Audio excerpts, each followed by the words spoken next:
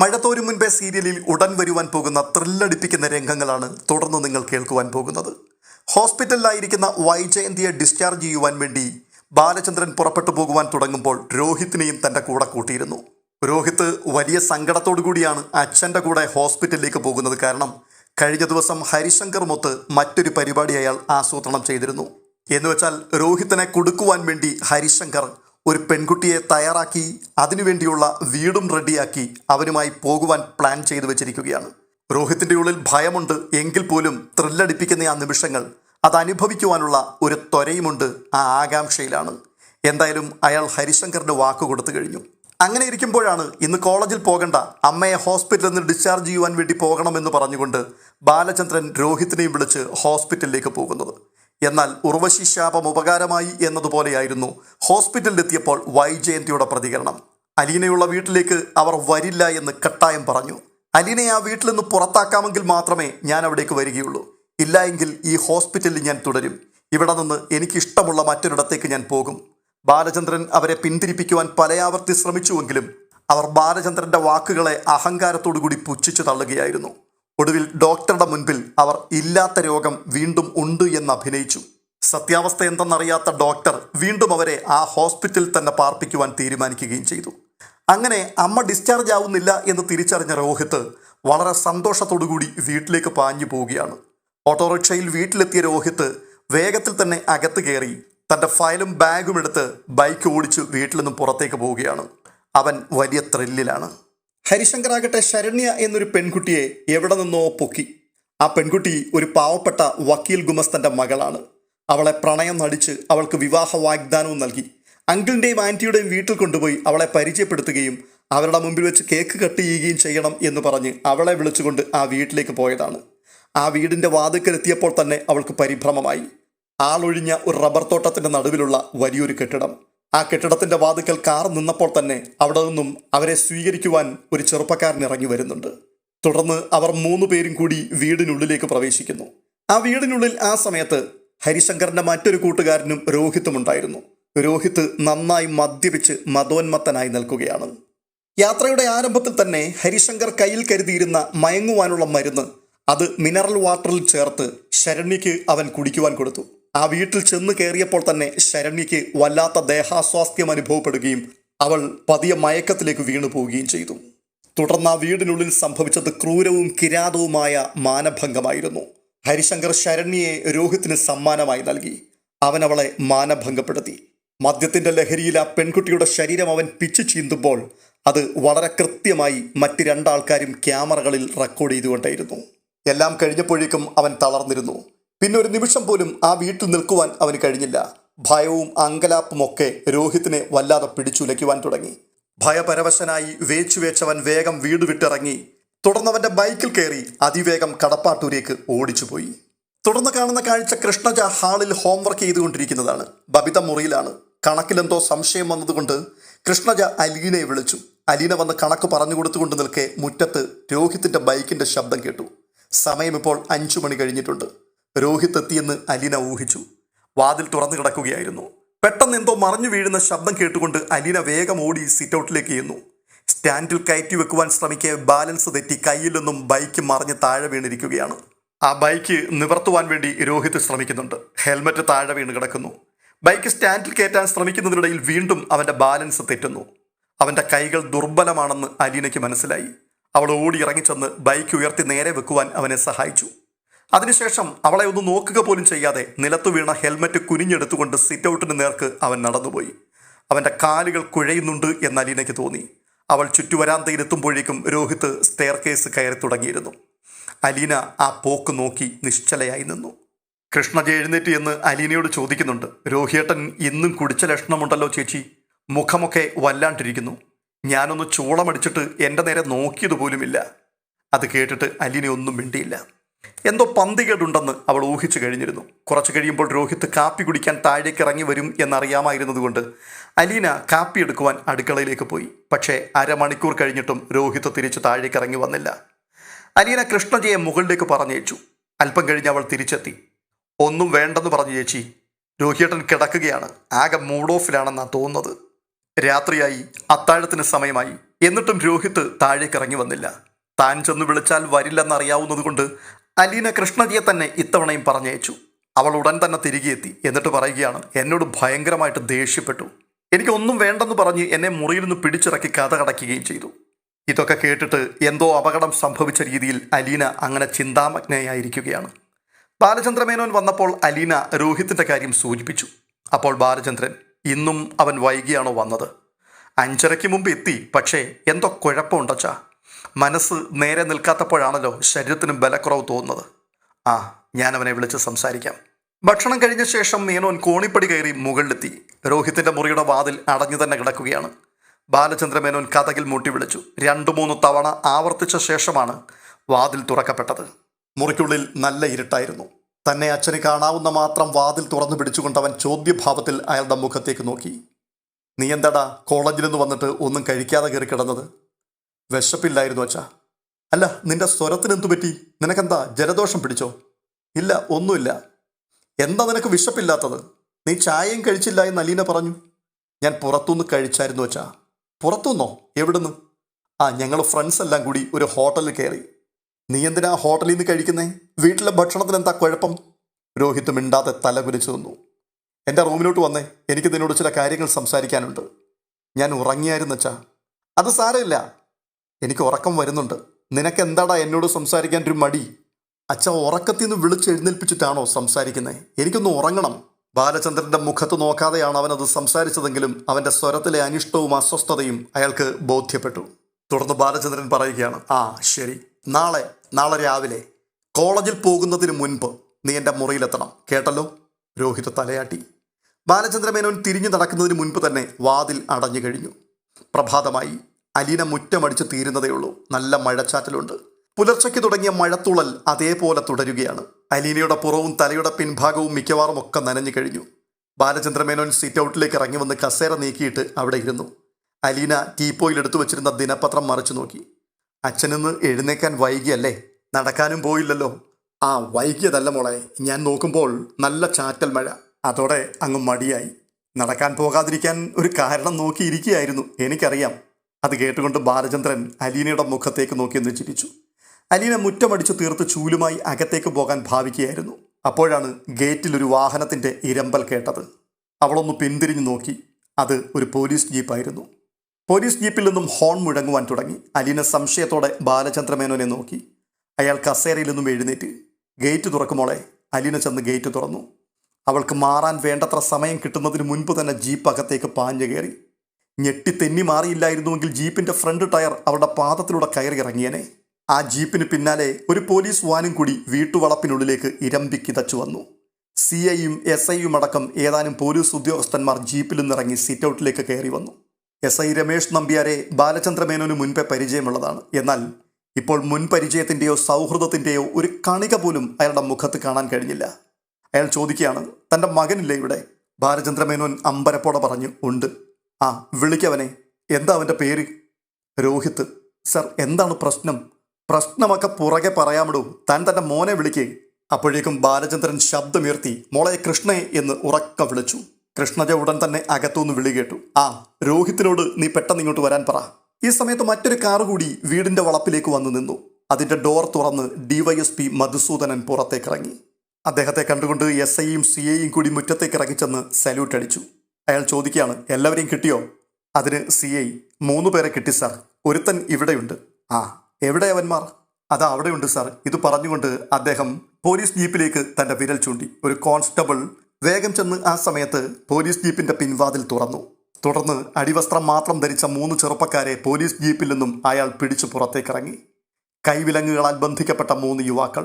അക്കൂട്ടത്തിൽ ഹരിശങ്കറെ കൂടി കണ്ടിട്ട് ബാലചന്ദ്രമേനോൻ അന്തം വിട്ടു. ആർക്കും നേരെ നിൽക്കുവാൻ പോലും വയ്യ.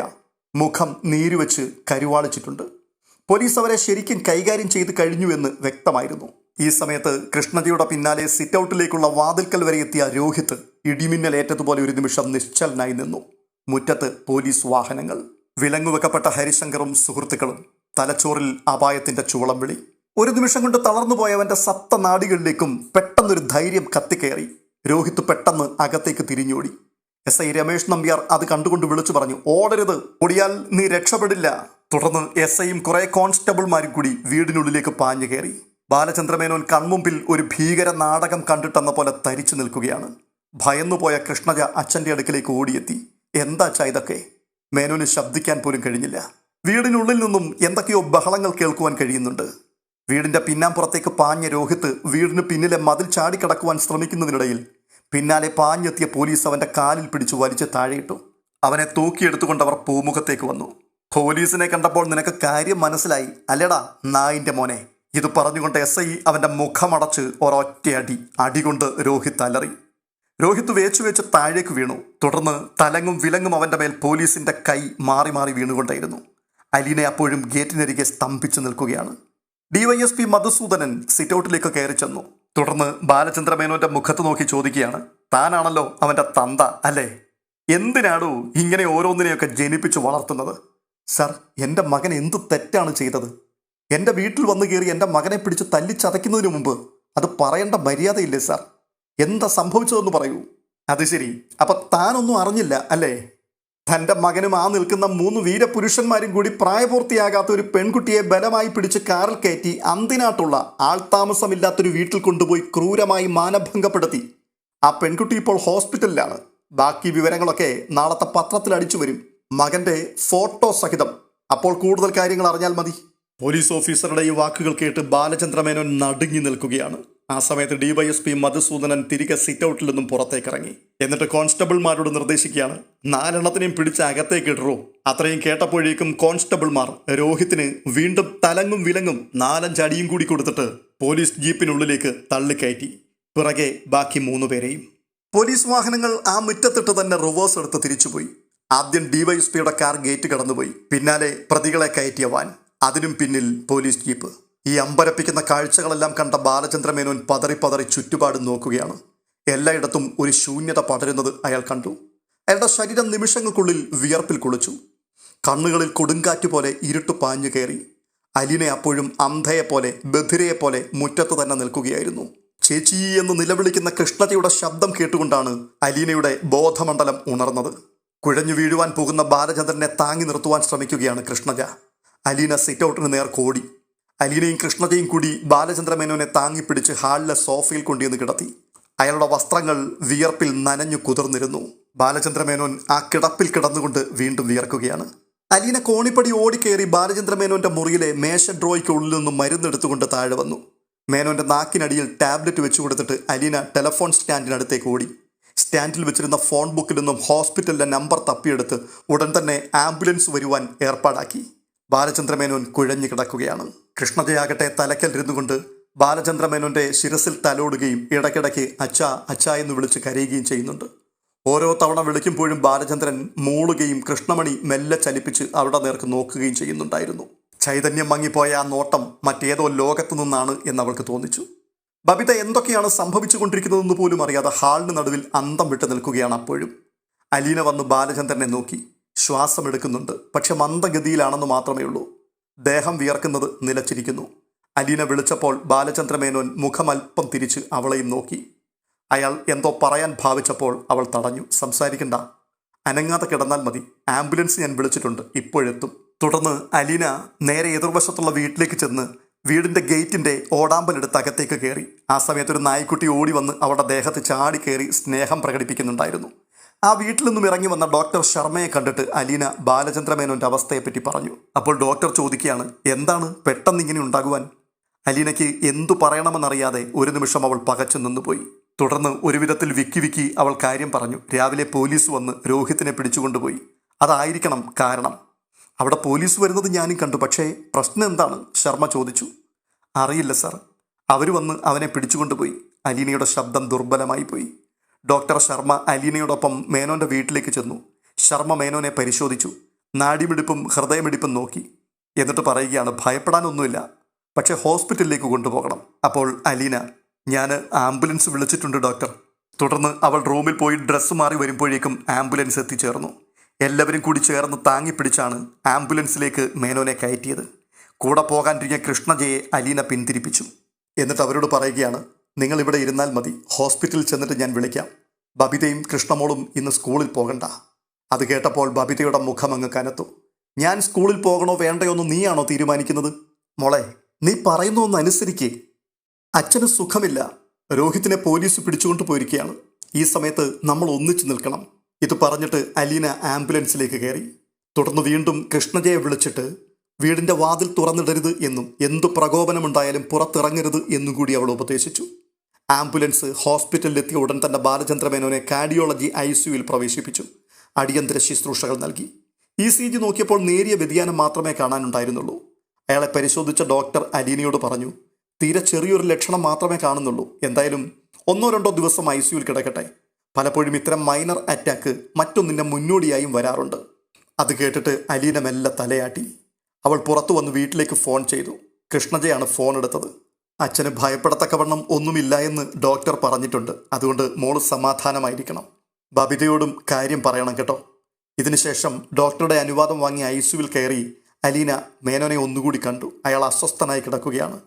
മനസ്സിലെ സംഘർഷം മുഖത്ത് കാണാമായിരുന്നു. അലീന ബെഡിനരികെ കസേരയിട്ട് അതിലിരുന്നു. ബാലചന്ദ്ര മേനോന്റെ ഹൃദയത്തിൻ്റെ മീതെ കൈത്തലം വെച്ച് കണ്ണുകളടച്ച് അവൾ മൗനമായി പ്രാർത്ഥിച്ചു. അവൾ കണ്ണു തുറന്നു നോക്കുമ്പോൾ അച്ഛൻ്റെ കണ്ണുകൾ നിറഞ്ഞൊഴുകുകയാണ്. വരണ്ട ചുണ്ടുകൾ വിറകൊള്ളുന്നു.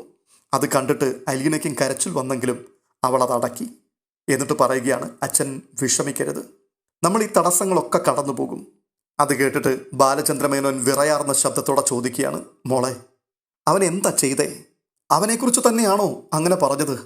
ഇല്ല, എനിക്കിനി അങ്ങനെയൊരു മകനില്ല. അയ്യോ അച്ഛ, അങ്ങനെ പറയല്ലേ. അവൻ എന്ത് തെറ്റ് ചെയ്താലും നമ്മളല്ലേ ക്ഷമിക്കേണ്ടത്? അച്ഛൻ്റെ മോനല്ലേ. അച്ഛന് പോലും ക്ഷമിക്കുവാൻ കഴിയുന്നില്ലെങ്കിൽ പിന്നെ ആരാണ് അവനോട് ക്ഷമിക്കുക? ഞാനിനി എങ്ങനെ മനുഷ്യരുടെ മുഖത്ത് നോക്കും മോളെ? മരിക്കുന്നതല്ലേ ഇതിനേക്കാൾ ഭേദം. അച്ഛാ, അച്ഛനിങ്ങനെ നിരാശപ്പെടല്ലേ. ഞാനും ബബിതയും കൃഷ്ണയും ഒക്കെ അച്ഛനില്ലേ. അച്ഛൻ തളർന്നു പോയാൽ ഞങ്ങൾക്ക് പിന്നെ ആരാ വേറെ ഉള്ളത്? അലീന ഇത് പറയുമ്പോൾ അവളുടെ ശബ്ദത്തിൽ കണ്ണുനീരിൻ്റെ നനവുണ്ടായിരുന്നു. എല്ലാം എല്ലാം പോയില്ലേ മോളെ? ഇത്രയും കാലം ഞാൻ കെട്ടിപ്പടുത്തതെല്ലാം ഒറ്റ നിമിഷം കൊണ്ട് വീണുടഞ്ഞു പോയില്ലേ? ഇല്ലച്ചാ, അച്ഛൻ സമാധാനമായിരിക്കും. നമുക്കെല്ലാം തിരിച്ചു പിടിക്കാം. എല്ലാ പരീക്ഷണങ്ങളെയും നമുക്ക് മറികടക്കാൻ കഴിയും. അച്ഛൻ തകർന്നു പോകാതിരുന്നാൽ മാത്രം മതി. ഞാൻ അച്ഛൻ്റെ കൂടെയുണ്ട്. അവൾ അയാളുടെ നെഞ്ചിനു മീതെ തലോടിക്കൊണ്ടേയിരുന്നു. കരുണാർദ്രമായൊരു നോട്ടം കൊണ്ട് അവൾ അയാളെ സമാശ്വസിപ്പിച്ചു. ഈ സമയത്ത് ബാലചന്ദ്രമേനോൻ അലീനയുടെ മുഖത്തേക്ക് തന്നെ ഉറ്റുനോക്കുകയാണ്. എന്നിട്ട് മനസ്സിൽ പറയുകയാണ്, ഇവൾക്ക് എന്ത് ചെയ്യാൻ സാധിക്കും? വെറും ഒരു വേലക്കാരിയുടെ സ്ഥാനത്ത് നിൽക്കുന്ന സാധുവായ പെൺകുട്ടി. ഒരു കൊടുങ്കാറ്റ് ആഞ്ഞടിച്ചുകൊണ്ടിരിക്കുകയാണ്. അതിൽപ്പെട്ട് മാനഭംഗപ്പെട്ട് മാനാഭിമാനങ്ങളും സൽകീർത്തിയും കുടുംബ യശസ്സും എല്ലാം കടപുഴകി വീണിരിക്കുകയാണ്. നാളത്തെ പത്രങ്ങളിൽ മുൻപേജിൽ തന്നെ വാർത്ത അച്ചടിച്ചു വരും. 4 യുവാക്കൾ ചേർന്ന് ഒരു പെൺകുട്ടിയെ ക്രൂരമായി മാനഭംഗപ്പെടുത്തി. തൻ്റെ മകൻ്റെ പേരുമുണ്ടാവും അക്കൂട്ടത്തിൽ. അവൻ പോലീസ് ലോക്കപ്പിൽ നിൽക്കുന്ന ചിത്രവുമുണ്ടാവും. തൻ്റെ കുടുംബത്തിന് നേർക്ക് ജനരോഷം ആളിയിരമ്പുന്നത് അത് കാണുവാൻ കഴിയുന്നില്ല. പുറത്തിറങ്ങുവാൻ വയ്യ. ആളുകളെ അഭിമുഖീകരിക്കുവാൻ വയ്യ. ഒരു കുടുംബം മുഴുവൻ ഒളിവിൽ കഴിയുന്ന കുറ്റവാളികളെപ്പോലെ വാതിലുകൾ അടച്ച് വീടിനുള്ളിലിരിക്കേണ്ടി വരും. ഈ സമയത്ത് അയാളുടെ മനോഗതം അറിഞ്ഞിട്ടെന്നതുപോലെ അലീന ബാലചന്ദ്രമേനോന്റെ കൈത്തലം മുറുകെ പിടിച്ചു. അച്ഛാ, അച്ഛൻ ഇപ്പോൾ വേറെ ഒന്നും ആലോചിക്കണ്ട. കാര്യങ്ങളൊക്കെ എനിക്ക് വിട്ടതാ, ഞാൻ നോക്കിക്കൊള്ളാം. സ്നേഹനിർഭരമായ ആ വാക്കുകളിലടങ്ങിയ ആത്മവിശ്വാസവും ശാന്തതയും അയാളുടെ ഹൃദയത്തിലേക്ക് കൂടി മെല്ലെ വ്യാപിക്കുവാൻ തുടങ്ങി. ഞാൻ വീട്ടിലേക്കൊന്ന് ചെല്ലട്ടെ. ഗോവർദ്ധനങ്കിളിനെ വിളിച്ചിട്ട് ഞാൻ ഇങ്ങോട്ട് വരാൻ പറയാം. ഇത് പറഞ്ഞിട്ട് അലീന പോകുവാൻ തുടങ്ങുകയാണ്. എൻ്റെ ഫോൺ കൊടുത്തയക്കണം മോളെ. വേണ്ട, അച്ഛൻ ഇനി കുറച്ച് ദിവസത്തേക്ക് ഫോണൊന്നും ഉപയോഗിക്കണ്ട. പത്രവും വായിക്കണ്ട. മറ്റാളുകളെ കാണുകയും സംസാരിക്കുകയും വേണ്ട. ഇത് പറയുമ്പോൾ ബാലചന്ദ്രമേനോൻ അവളുടെ മുഖത്തേക്കൊന്ന് സൂക്ഷിച്ചു നോക്കി.